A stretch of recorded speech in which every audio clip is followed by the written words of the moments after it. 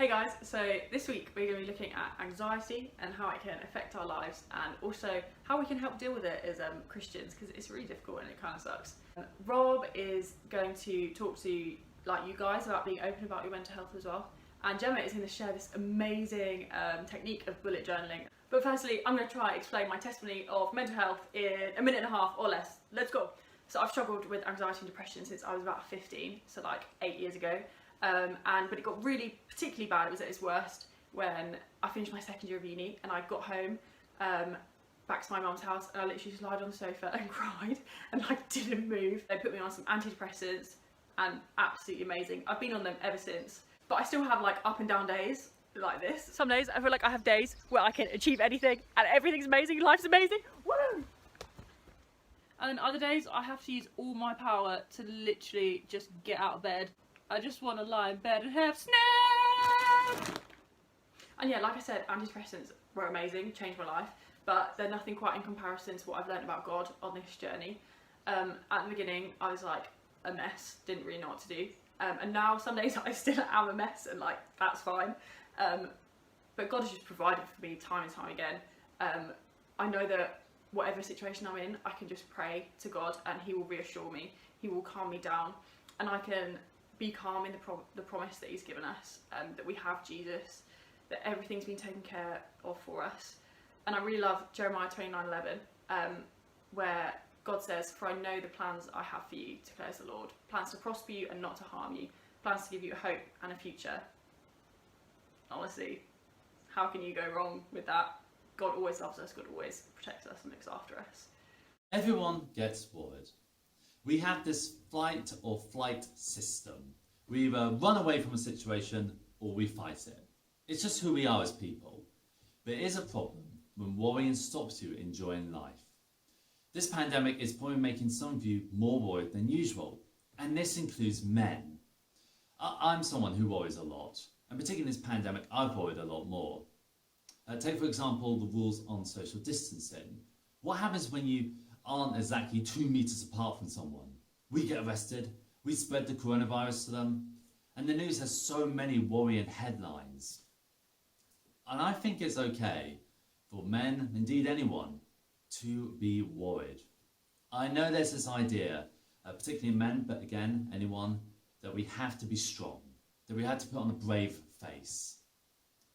But I think we do need to be honest about how we feel, and we can still be honest and stay strong. There was a guy in the Bible called David. He was one of the greatest kings in the Bible. When he was a small boy, he fought a giant called Goliath, and he fought many other battles. But in the Bible, there's this book called the Psalms, and it's a collection of songs, some of which David wrote. Have a listen to this one, Psalm 13. "How long, Lord, will you forget me forever? How long will you hide your face from me? How long must I wrestle with my thoughts and day after day have sorrow in my heart? How long will my enemy triumph over me?" These are the words of a man who is worried. David cried out to God in fear because he feared for his life in this situation. When we worry, let's bring our worries to God. Let's also find people who we can share how we're feeling.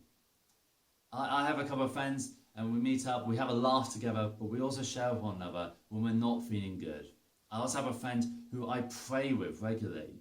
Have those people in your lives who you can share with, who you can say to them, "Actually, I'm not feeling good. I could really do with just a chat or some prayer." If you need help professionally, please do check out the details in the description below this video. And I just encourage you, just again, to bring your worries to God. I'm going to end with David's words at the end of this psalm when he talks about God. "But I trust in your unfailing love.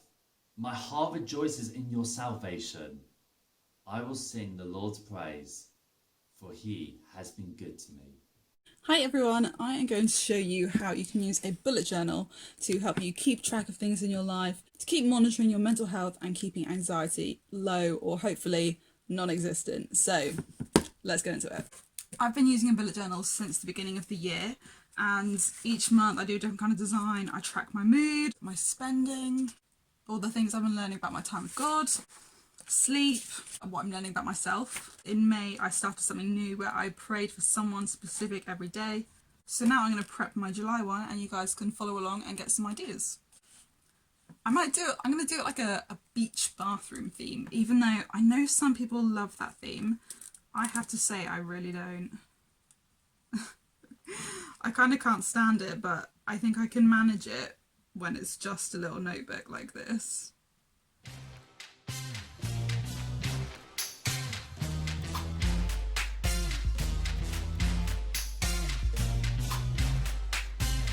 All bunting. Oh, this is a super weird looking sink. But that's okay. Oh, definitely needs like a little soap dish that's actually the shape of a boat or something.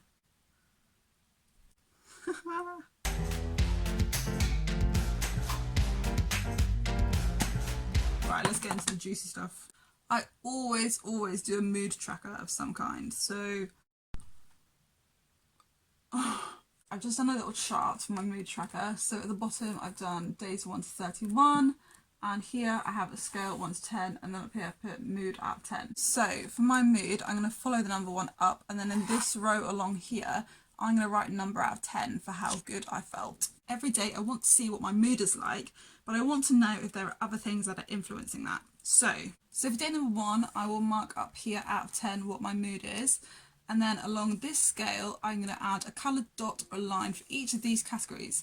And that means that on days where I put I'm feeling 9 out of 10, I can look at where these other categories are. If my mood is a 3 and I put a red mark really high for being tired, then I'll know that's probably why. So the point of this is to be able to work out what things in your life are influencing your mood. I've just added another very important category down there. The second page we're going to do is a page all about investing in ourselves, because so often we can forget to do that. So I'm going to draw a different beach themed object or item and then label it as something that I like to do in my life to make sure that I am investing in myself. And then every day I can add a tally next to the ones that I've done, so I'm making sure that I'm not neglecting anything. Okay, here we go. So we're starting with Mr. Crab having a McDonald's, so I can give myself a tick for every time I've treated myself to some fast food.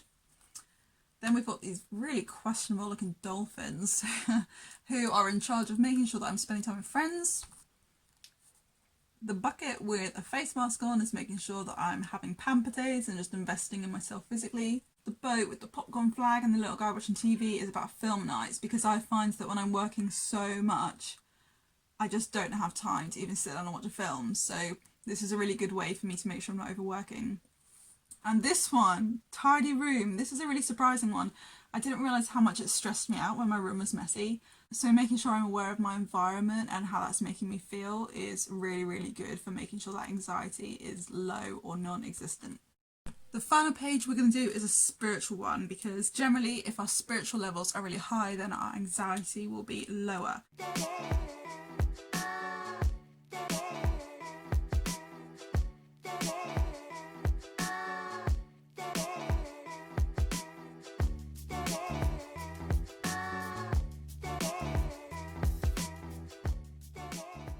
So here we go, this is our page to keep track of ourselves spiritually. So this one takes a bit more imagination.